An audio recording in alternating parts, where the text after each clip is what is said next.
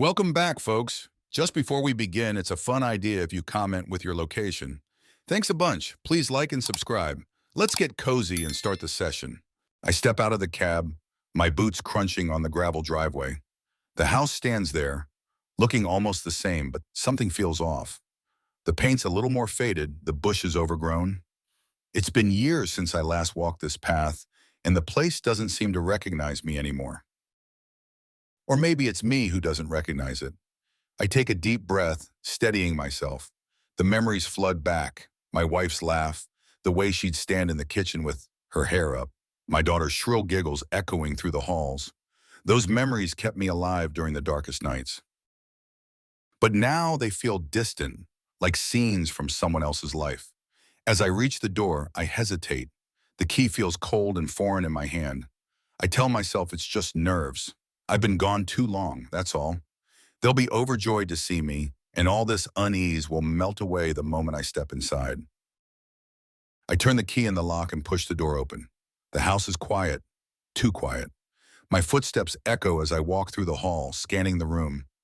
Something's wrong. It's in the air like a scent you can't place but know you've smelled before. I glance around. Everything is in its place, yet everything is wrong. My eyes fall on the mantelpiece, on the photos lined up neatly. I freeze. The frames are filled with smiling faces, but the face next to my wife isn't mine. It's my brother's.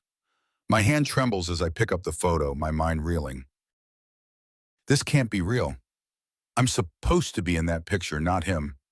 I drop the frame back onto the mantel, my heart pounding. My breath quickens, and I struggle to process what I'm seeing. This is my home, my family. I belong here. I force myself to move, my legs carrying me upstairs as if on autopilot. I need to see more, need to understand what the hell is going on. At the top of the stairs, I push open the bedroom door.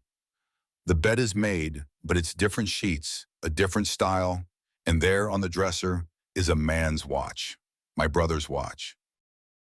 I pick it up, my hand tightening around the cold metal, a wave of nausea washing over me. Then I see the clothes neatly folded on the chair.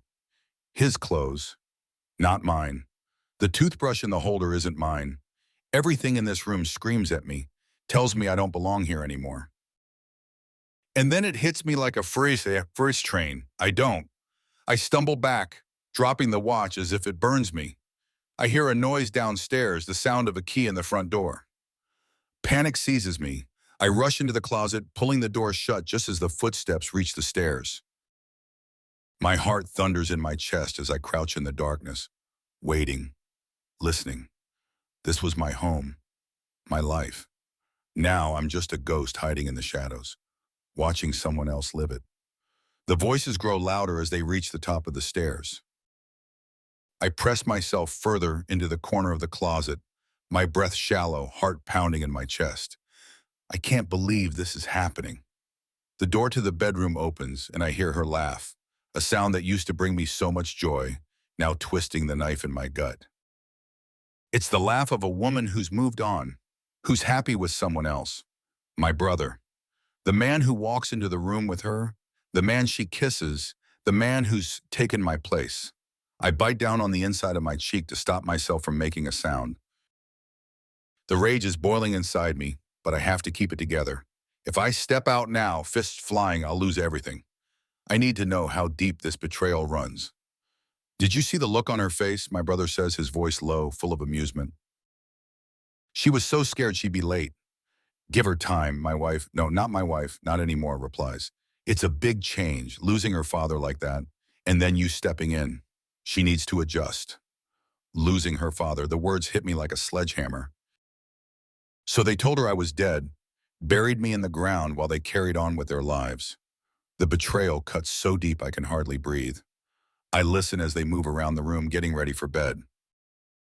I can hear them stripping off their clothes, the sound of fabric sliding against skin, and I feel sick. I force myself to stay silent, to listen. My brother's voice is smooth, seductive. He's always had that charm, the ability to make people believe whatever he wanted them to. And she's fallen for it, hook, line, and sinker. As I listened to their conversation, I realized just how deep this betrayal goes. They've built a life together, a life that should have been mine. My brother moves closer to her. I can hear the bed creak as he leans in, whispering something that makes her giggle. It's a sound that used to be for me. I shut my eyes trying to block out the image of them together, but it's impossible. The betrayal, the pain, it's all consuming. Their voices drop to murmurs, but the intimacy is unmistakable. I can't help but imagine what they're doing, what he's doing to her. I'm tortured by the thoughts of his hands on her skin, his lips on hers. It should be me. My fists clenched, nails digging into my palms so hard it hurts. I want to burst out of this closet, drag him out of the bed, and beat him until there's nothing left. But I can't. Not yet. I need more than just rage. I need to destroy him completely, take back what's mine, and make them both suffer for what they've done to me. Then I hear the bed creak again, the sound of bodies shifting. Her voice is breathy, filled with lust. "Come here," she whispers, and I can hear the hunger in her tone. My stomach churns as I realize what's about to happen. But I can't stop listening, can't stop the images flashing through my mind as they indulge in the act that should have been ours alone. The intimacy, the connection, everything that was sacred between us. They've taken it and defiled it. I hate them both, but the hatred for my brother burns hotter, fueled by the memory of our shared past, by the knowledge that he's taken the one thing I valued most in this world. Their conversation fades into a sickening rhythm, their breathy moans filling the room. I should look away, close my ears, but I can't. I have to know, have to feel every last bit of this pain so that when I finally make my move, there's nothing left of the man I used to be. Only the anger, only the need for revenge. After what feels like an eternity, they finally settle. The sounds of their breathing slow, and I hear her murmur something soft, something that was once meant for me. My brother replies, his tone possessive, like he's claiming what's mine. I force myself to stay calm, to not storm out of the closet and throttle him. I need to bide my time. Then footsteps approach the door, and for a moment I think she's coming toward the closet. My heart races, but she turns away, heading for the bathroom. The light flicks on, and I can hear the sound of water running, the door clicking shut behind her. I glance out through the slats, catching a glimpse of my brother lying on the bed, a satisfied smile on his face. It takes everything in me not to burst out and wipe that smile off his face. But I hold back, breathing through the rage, letting it simmer until it's white hot. When I finally move, it's because I hear another set of footsteps coming up the stairs. Lighter, hesitant. My heart stops. My daughter. The door creaks open, and I hear her soft voice. "Dad?" she asks, her tone small, fragile. The sound of it rips me apart. She shouldn't be here, shouldn't have to see this. "Sweetheart," my brother says, his voice warm like he's the father she's looking for. But he's not. I am. I want to scream it, to tear the door open and pull her into my arms, but I can't. Not yet. She's crying now, her voice trembling as she speaks. "I miss him so much. I wish he was here." My brother sighs, feigning sympathy. "I know, honey, but I'm here now and I love you. You can talk to me about anything." The silence that follows is unbearable. I want to break it, to shout at them both, but I can't.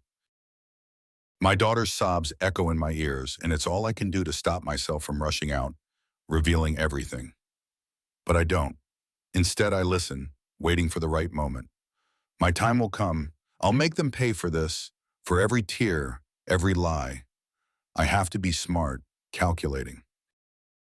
My revenge needs to be as complete as their betrayal. So I stay hidden, watching, waiting, my mind racing with plans, with all the ways I can make them suffer. Finally, my daughter leaves, her footsteps soft as she descends the stairs. My brother rolls over, sighing contentedly. I wait until I hear his breathing slow, until I'm certain he's asleep, before I slowly, silently open the closet door. I slip out, my feet barely making a sound on the carpet. The room is dark, shadows cast long across the floor. I step carefully, avoiding the creaky floorboard near the bed. I look down at my brother, at the man who's taken everything from me. I could end it right here, but that would be too easy. He doesn't deserve an easy end. I bend down, my lips close to his ear, my breath hot on his skin. "I'm coming for you," I whisper, so low he doesn't even stir. It's a promise, one I intend to keep. I'll destroy him piece by piece until there's nothing left. He'll regret ever touching what's mine. I straighten up, my heart still pounding, my blood still boiling. I leave the room as silently as I entered, slipping down the stairs and out the door. The night air hits me like a slap, but it clears my head. I've got work to do, plans to make. I'll get them both, make them wish they'd never crossed me. But first, I need to disappear to make sure they think I'm still dead. That's the only way this will work. I'll be a ghost, watching, waiting, ready to strike when they least expect it. They won't know what hit them. I walk away from the house, my mind already plotting, already considering every angle, every possible move. They took everything from me, my wife, my daughter, my life. Now I'll take everything from them, and when I'm done, they'll wish I'd stayed dead. I slip out of the house unnoticed, my mind racing. The air is cool against my skin, but the chill does nothing to numb the storm inside me. The betrayal is more than I can bear, but I know that confronting them now would be foolish. I need to be smart, methodical. Revenge isn't something to rush, it's something to plan carefully, savor. I walk through the quiet streets, my hands clenched into fists, thinking about everything I just heard and saw. As I turn the corner, my thoughts drift to my daughter. The way she cried out for me, the real me, not the imposter who has taken my place. The pain in her voice echoes in my mind, fueling my anger. I've missed so much of her life, and now my brother is the one she turns to. It's not fair. None of this is fair, but I'll make it right. I'll make them pay for every lie, every betrayal. The next day, I begin to gather information. I start by following my brother, watching his every move. He leaves the house early in the morning, dressed in a suit that I should be wearing. He drives my car, the one I bought just before my deployment. Seeing him behind the wheel of what's mine makes my blood boil, but I force myself to stay calm, to think about the long game. I trail him discreetly, careful to keep my distance. He goes to an office downtown, the same place where I used to work. I watch from across the street as he enters the building, a confident smile on his face. He's taken over my life completely, but I'm not going to let him keep it. Hours pass as I wait, blending into the background. Eventually, he comes out, talking on his phone, oblivious to the fact that I'm right behind him. He gets into my car and drives off. I follow, my mind racing with questions. Where is he going? What else has he stolen from me? He pulls into a parking lot near a strip club. My stomach churns. I never would have guessed he'd be the type to go to a place like this, but maybe I didn't know him as well as I thought. I wait in the car, watching as he enters. I sit there, grinding my teeth, imagining all the things he's done behind my back. After an hour, he comes out, looking pleased with himself. He's not alone. A woman follows him to the car, her hand on his arm, laughing at something he said. She's tall, with long legs and dark hair, dressed in a tight dress that leaves little to the imagination. My fists tighten on the steering pipes. This is who he really is, a liar, a cheat. He's not just taking my life. He's living it in a way I never would. I follow them back to his apartment. It's in the same building where I lived before I got married, my old place. They go inside and I'm left sitting in my car, seething with rage. He's using everything I worked for, everything that should be mine. I can't let this go on. Over the next few days, I gather more evidence. I watch him meet with shady characters, exchange briefcases in parking lots, and slip money into envelopes. It doesn't take long to piece it together. My brother is involved in something illegal, something big, and he's using my name, my reputation to do it. The betrayal is deeper than I imagined. He's not just taking my family, He's destroying my life from the inside out. I could go to the police, but that would be too easy. I want him to suffer the way I've suffered. I want him to feel the fear, the helplessness, the way I do now. So I bide my time, collecting evidence, planning my next move. I also start to follow my wife. She goes about her day as if nothing is wrong, as if she hasn't destroyed my life. Watching her with him, laughing, holding hands, it's like a knife twisting in my gut.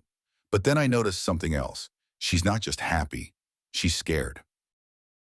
There are moments when she looks over her shoulder, her smile fading, a shadow crossing her face. It's subtle, but it's there. She's hiding something too.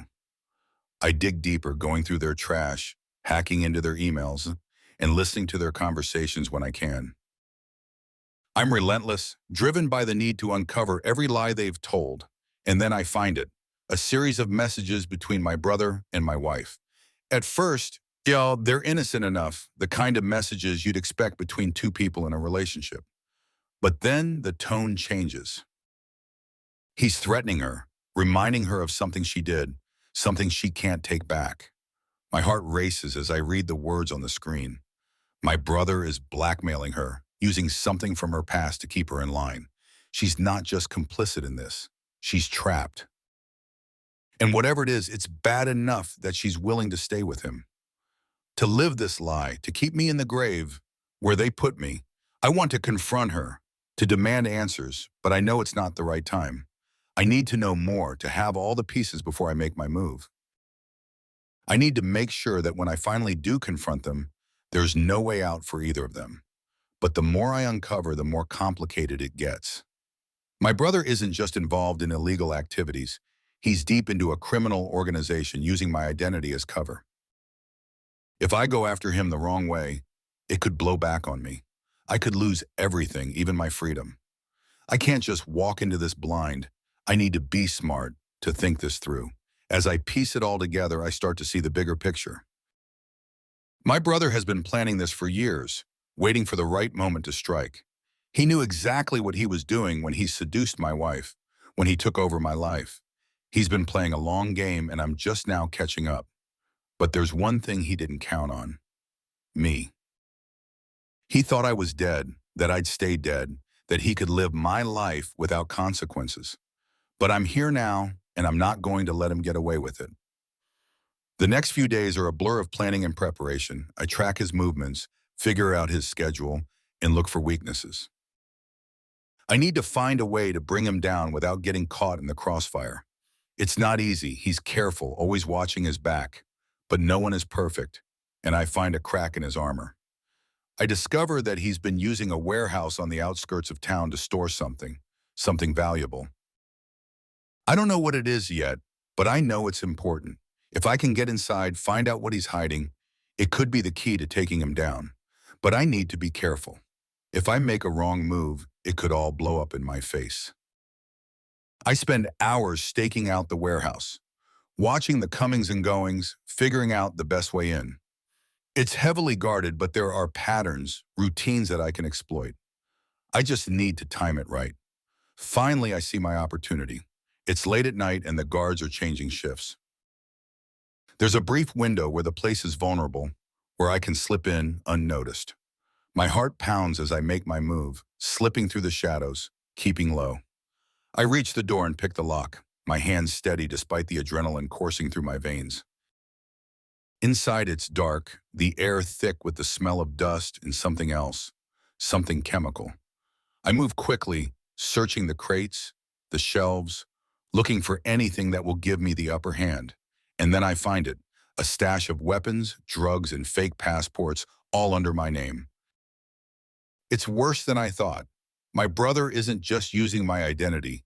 He's framing me for his crimes. If this gets out, I'm finished. My military record, my life, everything I've built, it'll all be gone in an instant. He's setting me up to take the fall for everything. I pocket the evidence, my mind racing. This changes everything. I can't just go after him for the affair, for the betrayal. I need to destroy him completely, to wipe him out before he wipes me out.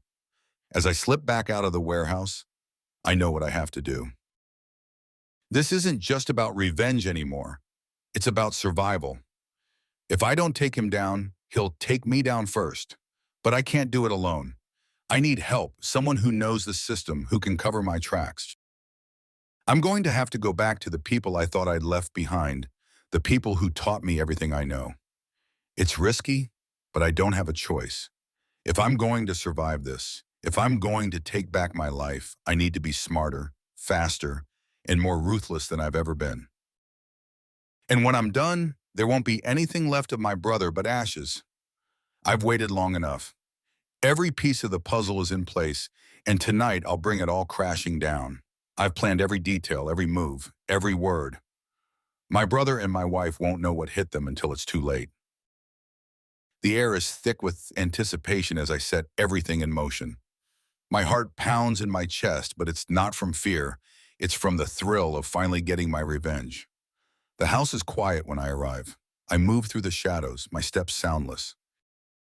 I've memorized every creak, every groan of the old floorboards, and I avoid them all. My breath is steady, my mind clear. I'm a soldier on a mission, and I can't afford any mistakes. I slip into the garage first. I've rigged the security system to loop the footage for the next few hours. No one will see me coming or going. Next, I make my way to the basement where I've set up the cameras. I want them to see everything, to understand the full extent of their betrayal. This isn't just about hurting them. It's about making them face the truth. Upstairs, the house is dark. I hear them in the bedroom, their voices low, intimate. The sound fuels my anger, but I keep it in check. I need to stay focused. I slip into the study, where I've left my brother's phone on the desk, positioned just so. It's a small detail, but it's important. When the time comes, they'll know I've been here, watching, listening. I step back into the hallway, my hand hovering over the door handle. This is it. My heart hammers in my chest as I slowly turn the knob and push the door open. The room is dimly lit, just enough for me to see their shocked faces as they look up from the bed. My wife gasps, her hand flying to her mouth.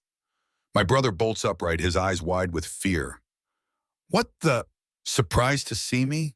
I say, my voice cold, emotionless. I step further into the room, watching them both scramble to make sense of what's happening. They're naked, exposed, just like their lies. "How—" My wife stammers, her eyes filling with tears. "We thought you were dead?" I finish for her, my gaze hard. "Clearly, you thought wrong." My brother is still frozen in place, his eyes darting between me and the door. I see the panic in his eyes, the calculations as he tries to figure out a way out of this. But there's no escape. "You've been living a lie," I say, my voice rising with the anger I've kept bottled up for so long. "Both of you, but tonight the truth comes out." My wife is crying now, her hands trembling as she pulls the sheet up to cover herself. "Please, let me explain." "There's nothing to explain," I cut her off. "I know everything, the affair, the lessons, the betrayal." I take another step closer and they both flinch. "You buried me, and then you went on with your lives like I never existed." I can see the guilt in her eyes, the fear in his. They're cornered and they know it, but I'm not done yet. I want them to feel the weight of their actions, to understand the full extent of what they've done. "I've been watching you," I say, my voice low, deadly. "Every lie, every deceitful act. And now it's time for you to watch." I reach into my pocket and pull out my phone, holding it up so they can see the screen. I press play, and the video I set up in the basement begins to play on the TV mounted on the wall. It's footage of them, taken over the past few weeks, every intimate moment, every whispered secret. They're exposed in every way possible, and they know it. My brother is the first to react. He jumps out of the bed, reaching for his pants. "You bastard," he spits, but there's no strength behind his words. "You had no right. No right." I cut him off, my anger boiling over. "You stole my life, my wife, my daughter, everything. And you think I don't have the right?" He flinches at the venom in my voice, but I'm not done yet. I turn to my wife, who's sobbing uncontrollably now, her body shaking with fear and shame. "You were supposed to love me," I say, my voice softening just a fraction. "We made vows." We had a life together. And you threw it all away for him? She can't even look at me, her head hanging in shame. I'm sorry, she whispers, her voice barely audible. I'm so sorry. Sorry won't fix this, I say, my voice hardening again. Nothing will. I turn back to my brother, who's finally managed to pull on his pants. He's standing by the door, his hands clenched into fists, his eyes filled with fury. But he's not the one in control anymore. I am. You think you can just walk away from this? I ask, taking a step toward him. After everything you've done? He opens his mouth to speak, but I cut him off. You're going to pay for this, I say, my voice deadly calm, and I'm going to make sure of it. Before he can react, I pull out the second phone, the one I took from him earlier. I press play, and the room fills with the sound of his voice, smooth and calculated, as he talks about his illegal dealings. His face drains of color as he realizes what I've done. I've got everything, I say, watching the fear creep into his eyes. Every deal, every lie, every dirty secret. And now the authorities will too. You can't do this, he says, his voice trembling. You'll destroy yourself too. I'm already destroyed, I say, my voice cold.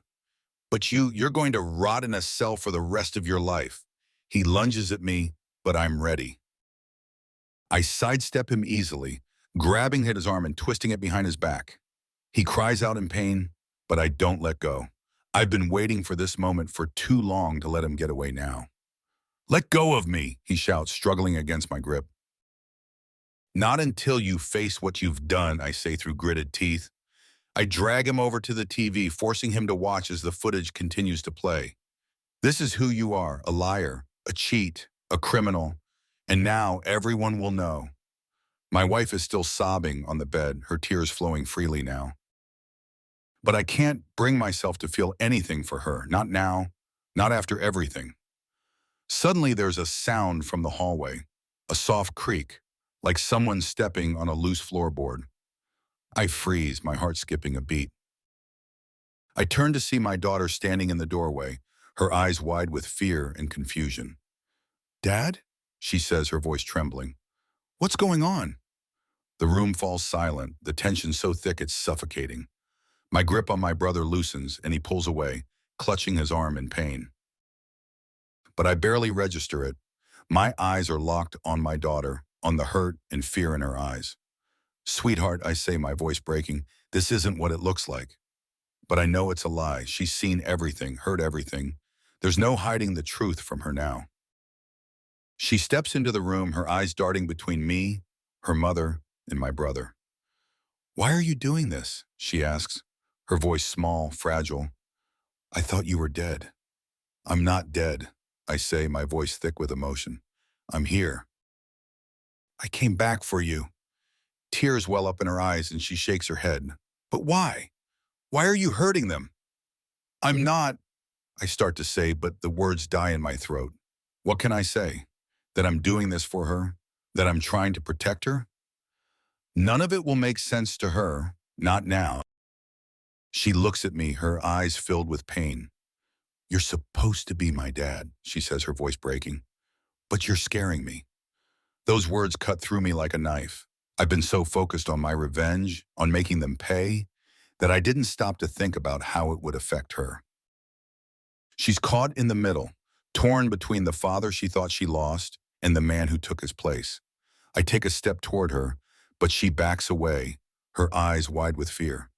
Don't, she says, her voice trembling. Please, just stop. My heart shatters at the sight of her, at the sound of her fear. I thought I was doing the right thing, but now I see the truth. I've become the monster I was trying to fight. I've lost sight of what really matters, my daughter, my family. I turn to my brother, who's still clutching his arm, his face twisted in pain. Get out, I say, my voice flat, devoid of emotion. Take your things and leave. I never want to see you again. He hesitates, but the look in my eyes tells him I'm serious. He grabs his clothes and bolts for the door, not even looking back. My wife is still crying on the bed, but I can't bring myself to comfort her. I've lost her, just like I've lost everything else. I turn back to my daughter, who's still standing in the doorway, tears streaming down her face. I'm sorry, I say, my voice breaking. I'm so sorry. But she just shakes her head, her eyes filled with hurt and betrayal. I don't know you, she says, her voice cold. You're not my dad. Those words are the final blow. I feel the last of my resolve crumble, the last of my strength drain away. I've lost. Not just the fight, but everything I was fighting for. My family, my daughter, they're gone. I stand there numb as she turns and walks away, leaving me alone in the darkness. The silence is deafening, the weight of my actions crushing me. I thought I could get my revenge, that I could make them pay for what they did to me. But all I've done is destroy everything I loved. I sink to my knees, the reality of what I've done hitting me all at once. The fight is over, but the war is lost, and I'm the only one to blame. My daughter's words echo in my mind. You're not my dad. The weight of what I've done presses down on me, but there's no turning back now. I have to see this through. I have to finish what I started. I force myself to stand, my legs shaky beneath me. The room is silent, the tension thick. My wife is still crying, my brother gone. But this isn't over, not yet. I wipe the sweat from my brow and turn to face my wife. Her eyes are red, puffy, her face streaked with tears. She looks at me pleading, but I can't let myself feel anything for her. Not now. I need answers, and I'm going to get them. You're going to tell me everything, I say, my voice cold, steely. No more lies. She nods, her whole body trembling. I will, she whispers, her voice broken. I'll tell you everything. I pull up a chair and sit down across from her, leaning forward, my eyes locked on hers. Start with him, I say. How did this happen? She hesitates, her hands wringing in her lap. It wasn't supposed to be like this, she starts, her voice shaking. He told me you were gone, that you were never coming back. I was devastated, but he was there for me. He made me believe. He made you believe what? I snap, cutting her off. That I was dead? That you could just move on with him? My own brother? She flinches at the anger in my voice, but I don't back down. I need to hear it, all of it. Every detail, every twisted lie they built their lives on. He said he found your body, she continues, her voice barely above a whisper. That it was too horrible to show me. He said he buried you himself to protect me. I was so lost, so broken. And he was there, comforting me. I didn't know what else to do. I grit my teeth, the fury rising in me again. And you just believed him? You didn't question it? You didn't think to ask where I was buried? To see for yourself? I did, she cries, her voice rising in desperation. I wanted to, but he convinced me not to. He said it would only bring me more pain, that it was better to remember you as you were. I was weak, and he took advantage of that. I'm sorry. I'm so sorry. Her sobs fill the room, but I force myself to stay detached, to not let her tears sway me. This is what she's done, what they've done. They've built a life on lies, and now those lies are crumbling around them. And my daughter? I ask, my voice flat, emotionless. What about her? She looks up at me, her eyes wide with guilt. She was so young, she says, her voice trembling. He told her the same story, that you were gone. She was devastated, but he became the father figure she needed. I didn't know how to stop it. I didn't want to believe you were really gone, but you did, I finish for her, my tone icy. You let him take everything from me, from us. She nods, tears streaming down her face. I didn't know what else to do, she repeats, her voice breaking. I was scared, and he was all I had left. I lean back in the chair, my mind racing. This wasn't just a betrayal, it was a calculated move. My brother knew exactly what he was doing, how to manipulate her, how to take everything that was mine. But there's still something missing, something that doesn't add up. What about his criminal activities? I ask, my voice sharp. Did you know about that too? Her eyes widen in shock. What? No, I had no idea. What are you talking about? He's been using my name, my identity, to run his operations, I say, my voice hard. He's been framing me for everything, using my life as a cover for his crimes. Did you really not know? She shakes her head furiously, her eyes filled with terror. I swear, I didn't know. I thought he was just trying to take care of us, to help us move on. I didn't know he was doing anything illegal. I watch her closely, looking for any sign of deceit, but all I see is fear. Fear of what's about to happen, fear of what she's been a part of without even realizing it. Maybe she really didn't know. Maybe she was just a pawn in his game, just like I was. But that doesn't change what she's done, what she's allowed to happen. I stand up, my decision made. Get dressed, I say, my voice cold. We're going to the police. Her eyes widen in horror. What? No, please, we can't. We have to, I say, cutting her off. This ends tonight. He's going to pay for what he's done, and you're going to help me make sure of it. She hesitates, but then nods, realizing she has no other choice. She gets up and starts to dress, her hands shaking so badly she can barely button her shirt. I turn away, giving her some privacy, but my mind is already racing ahead, thinking about the next steps. I've got all the evidence I need, enough to put him away for a long time. The footage, the emails, the financial records I've gathered over the past few weeks. It's all there, ready to be handed over to the authorities. But there's still a part of me that wants to do more, that wants to make sure he suffers the way I've suffered. I push those thoughts aside. I can't let myself sink any lower than I already have. This isn't just about revenge anymore. It's about justice. And if I'm going to do this, I need to do it right. My wife finishes dressing and we leave the house together, the tension between us thick and suffocating. We don't speak as we drive to the police station, the silence heavy with everything that's been left unsaid. I can feel her fear, her guilt, but I can't bring myself to comfort her. Not now, maybe not ever. When we arrive, I hand over the evidence, explaining everything I've uncovered. The officers listen, their expressions growing more serious as they realize the scope of what's been happening. My wife is silent, her face pale, as she signs her statement. When it's done, they take her into another room, separating us. I sit in the waiting area, my mind numb. It's out of my hands now. There's nothing more I can do except wait. The minutes tick by, each one dragging on longer than the last. I can feel the tension in my body, the exhaustion creeping in. It's been a long night, a long few weeks, and it's finally catching up to me. But then I hear footsteps approaching, and I look up to see two officers leading my brother into the station, his hands cuffed behind his back. His face is a mask of fury, but there's fear in his eyes too. He knows he's been caught. He knows it's over. They bring him over to me, and for a moment we just stare at each other. The hatred between us is palpable, but I feel something else too, a sense of finality, of closure. This is the end of the road for him, and for me too. I've done what I set out to do. I've taken back my life, my identity. But at what cost? You're going to rot in a cell, I say, my voice low, cold, for everything you've done, and I'm going to make sure you never see the light of day again. He sneers at me, but there's no real fight left in him. He knows it's over. You think you've won? He spits, his voice full of venom. You've destroyed everything. You're no better than me. I don't respond. There's nothing left to say.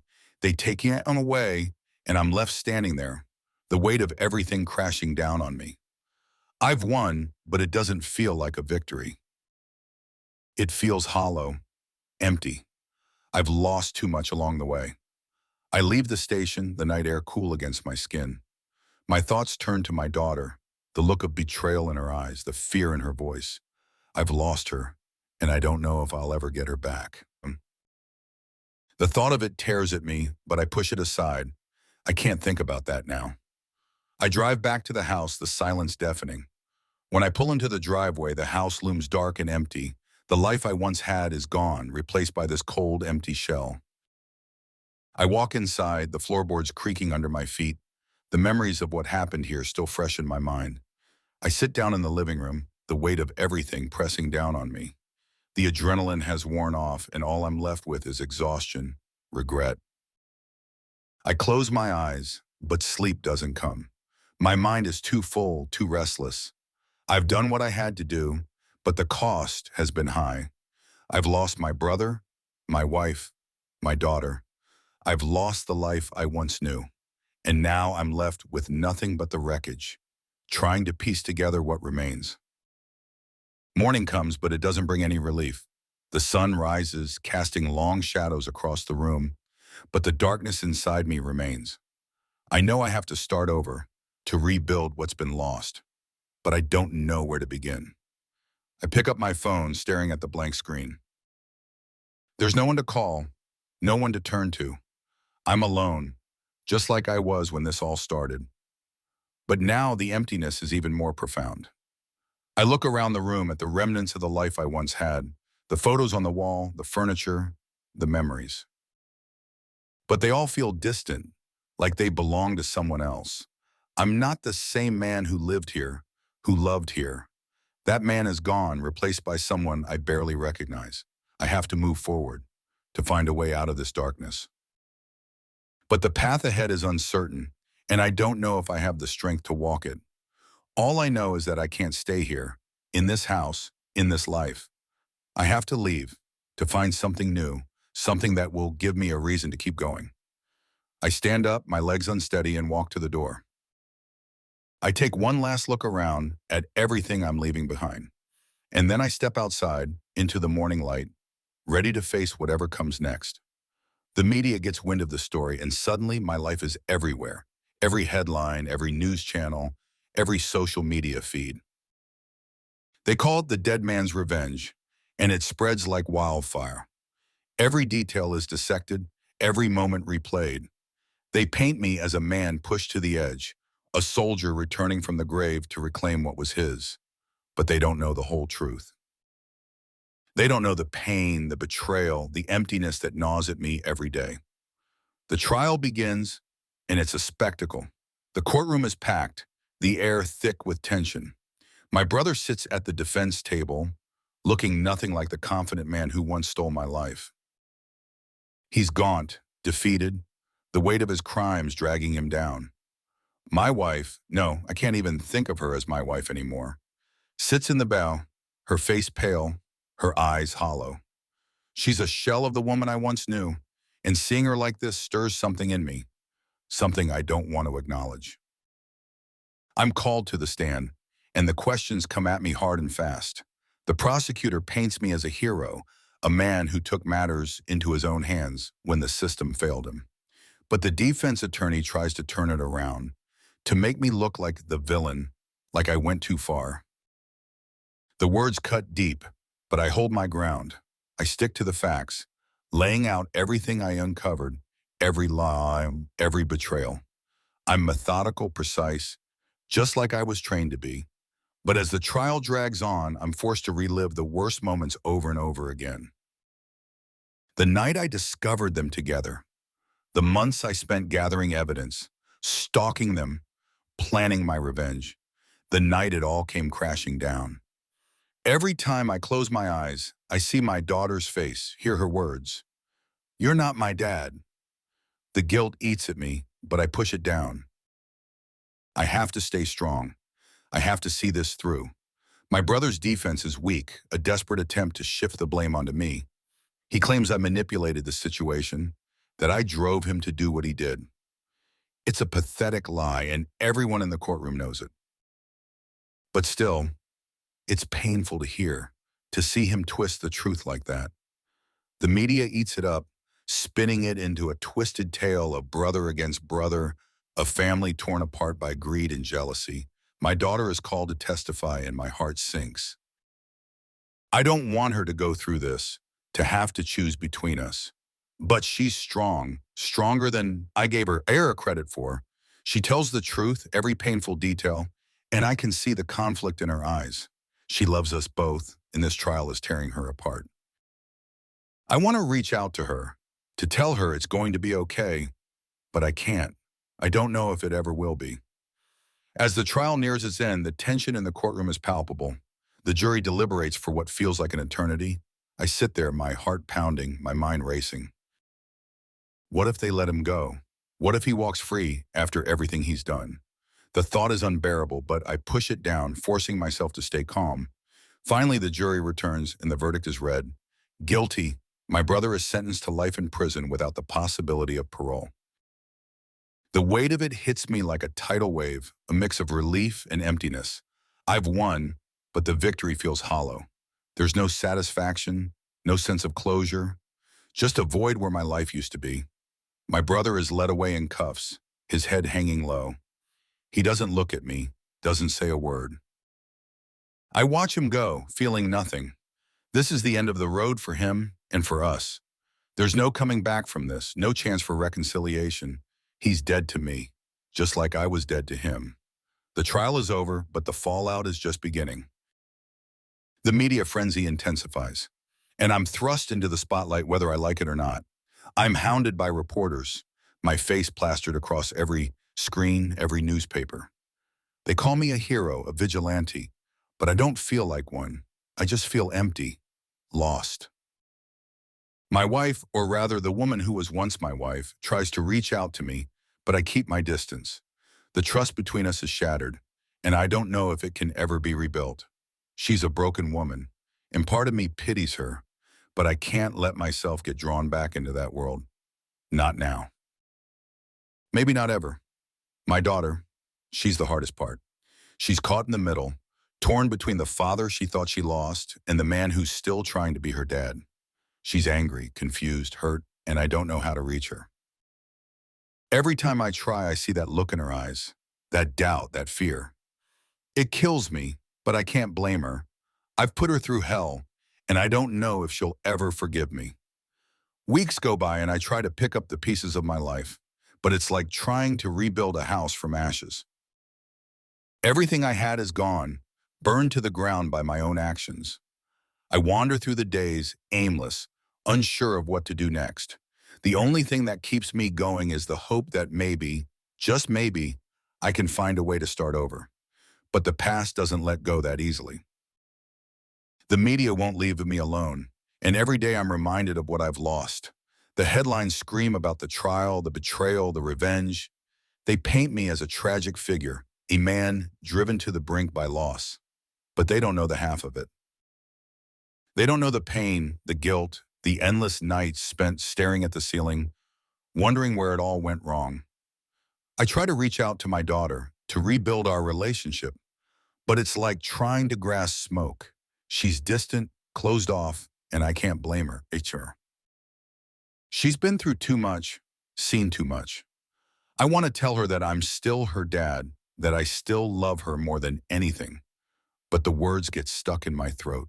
She doesn't need words. She needs stability, trust, something I don't know if I can give her anymore. One day, out of the blue, she comes to see me. I'm sitting in the dark, the TV flickering with some mindless show I'm not really watching. When she knocks on the door, I open it, and there she is, looking so much older, so much more fragile than I remember. My heart aches just looking at her, but I manage a smile, trying to hide the pain. "Hey," she says, her voice soft, hesitant. "Hey," I reply, stepping aside to let her in. "I wasn't expecting you."